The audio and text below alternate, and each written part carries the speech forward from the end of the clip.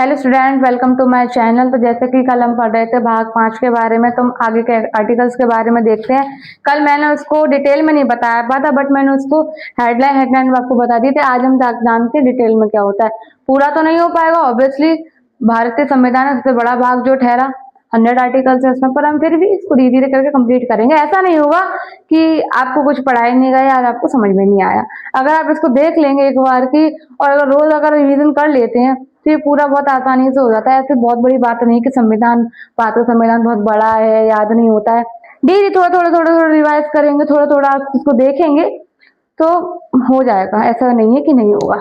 ठीक, तो इसमें पढ़ेंगे article 52, article 53 and article 54। In 3 articles के बारे में आज हम जानेंगे। ठीक है, तो आर्टिकल 52 में क्या दिया हुआ है?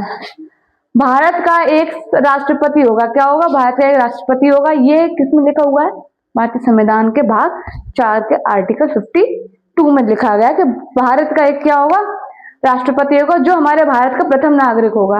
भारत का प्रथम नागरिक कौन होगा? राष्ट्रपति। तो इसमें दिया गया है भारत का एक राष्ट्रपति होगा जो भारत का प्रमुख और भारत देश का प्रथम नागरिक होगा।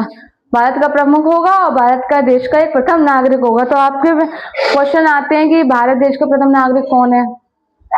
तो जो है वो कौन है? राष्ट्रपति। आर्टिकल 53, आर्टिकल 53 में क्या देगा है?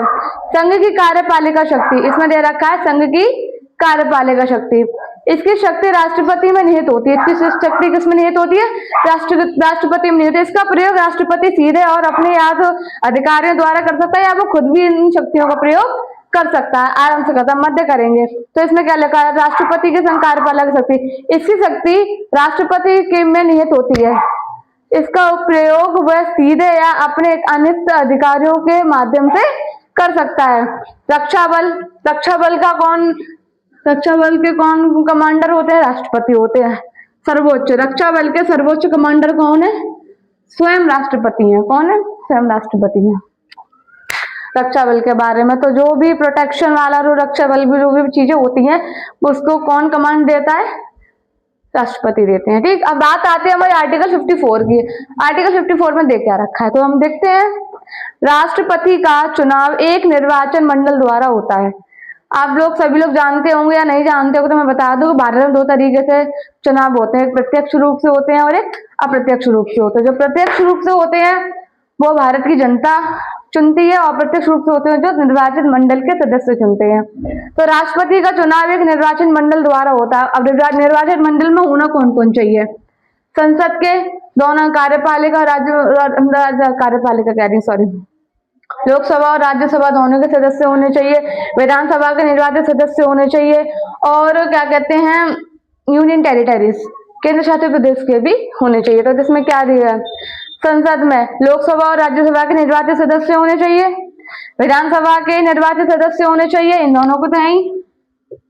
उसके बाद दिल्ली, पुडुचेरी, जम्मू कश्मीर केंद्र शासित प्रदेश के विधानसभाओं के सदस्य होने चाहिए। ये सभी लोग मिलकर क्या करते हैं? चुनाव करते हैं। किसका? राष्ट्रपति का चुनाव करते हैं।